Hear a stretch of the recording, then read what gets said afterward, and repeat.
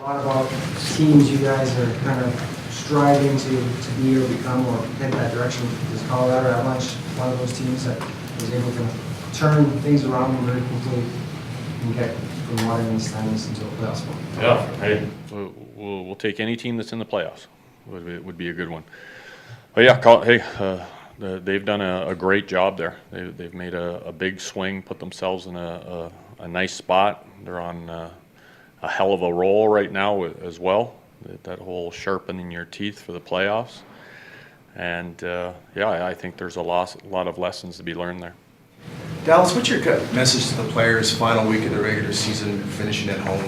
Anything kind of no different than what we've right through to the end. We're trying to win every game, and I think our guys have shown that they're not going to be shy about it.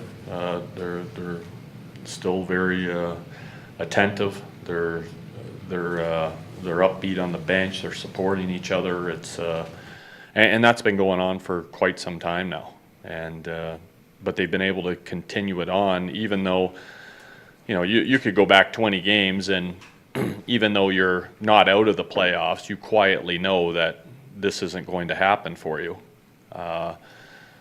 But when you get to the last 2 weeks, you're firmly out of it. But our guys have paid no attention to it. All right, we're working on our habits. We're going to continue on. We're not going to just start throwing caution to the wind. And so far, so good on that. And I think especially our last few games, have really shown that. What would you attribute, like, the guys still, buying in, and some teams or some players might have pulled a chute by now, but these guys are clearly trying to carry this forward to next year. What do you attribute that to? Just players? Listen, when you get in that room, I think the best, and it may sound a little interesting, but listen, these guys love each other, and they're going to. It's like a brotherhood, and it always amuses me when people just go, well, they'll just start mailing it in and that's it. Well, no, that's a team in there, and when you think about everything they've gone through this year, great things can happen, bad things can happen, and they bond you together.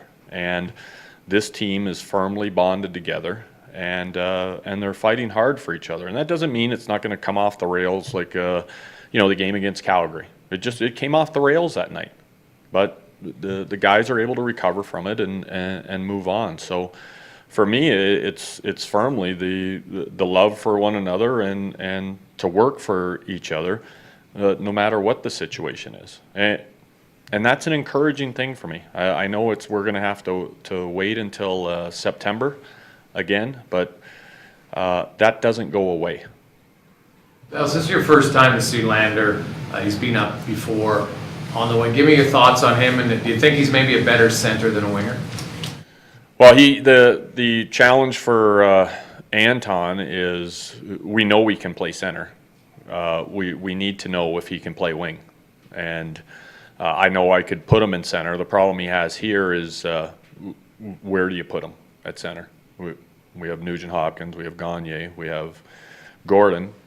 I could maybe put Willie Acton on the wing, so he's already in tough there, and I'm not going to compromise the structure of our team just to watch one player play center in the NHL. We know he can play center. He's proven that in the American League. He's had great totals there. But if he's going to play here, and he understands this, he's going to have to play center. He's going to play left wing. He's going to have to play right wing, and he might have to be moved around on a maybe not a nightly basis, isn't it? But he's going to have to wear a whole bunch of different hats. What do you see as the challenge for him? He had a really good year at center position. It's not just easy to go to the wing and say, hey, play wing. People always say center's harder. What's been the challenge you've noticed for him to move to the wing? Well, I think he's done fine there. I don't think it's been a real challenge. He's a heady player, and it wasn't when he came back up, the conversation, like, you can get body language off people right away, and I'm always looking for it. And when I explained it to him, what he was going to have to do, he was just like, absolutely, no problem. I'll play anywhere, and I'm comfortable with it. It wasn't the giving me lip service, okay, but I could read him going, he doesn't dare want to go to the wing.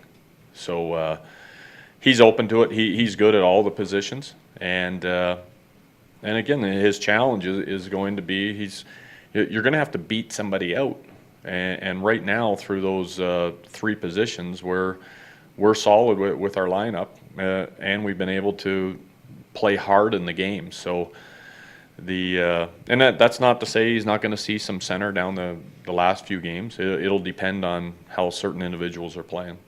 Do you sense Dallas and see how hard everyone's trying to get Ryan Smith that franchise record, or has it been sort of business as usual with the power play? Yeah, I'd like to think that it's business as usual, but I see them forcing plays to him. I talked to the individuals on the well, first I did it behind Ryan's back, and I asked them, listen, he scored all these goals by people not forcing him the puck. He gets in front of the net, he tips it, or he boxes out the defenseman on a rebound, and he puts it in that way. So no one forced him the puck before, and he was able to get to this spot as tied for number 1. So forcing it to him is not going to work. And then I spoke to Ryan about it a couple games ago, going, listen, now you've got to go to them and say, quit forcing it. And I think they've laid off it now, and they understand it. Listen, these things either happen or they don't.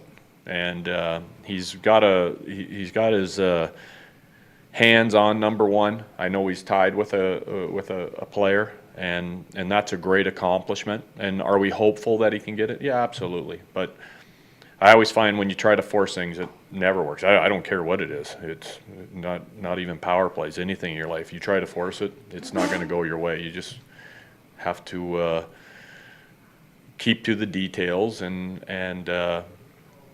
usually it'll come about in the right way. What kind of additions Luke Gastick been for you? What's that? What's Luke Gastick been like? Oh, this season? Yeah. Oh. Well, somebody that we knew could fill a role that we thought we needed to address.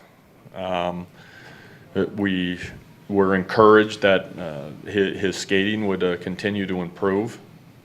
I think that he's shown that he can get in on the forecheck, create havoc there. We all know he brings a toughness factor. I like that he's been just unbelievable in the details and trying to get his foot in the door on our penalty kill. He's worked extremely hard video-wise in practice. He's doing everything he can to get better, and he's brought a lot of character to our team.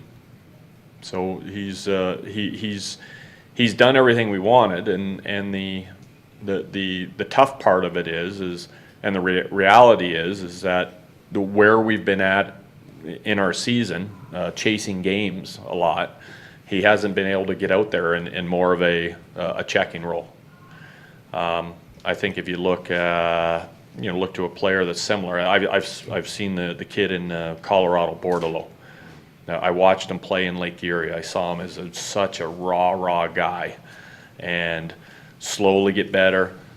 Skates kind of like Luke, can get in on the forecheck, but because his team's been more on the positive side, he's gotten more ice, and now I'm assuming Patrick has no problem getting him out there while they're winning, and I'm the same way with Luke, but it's always tough when you're constantly looking for a goal.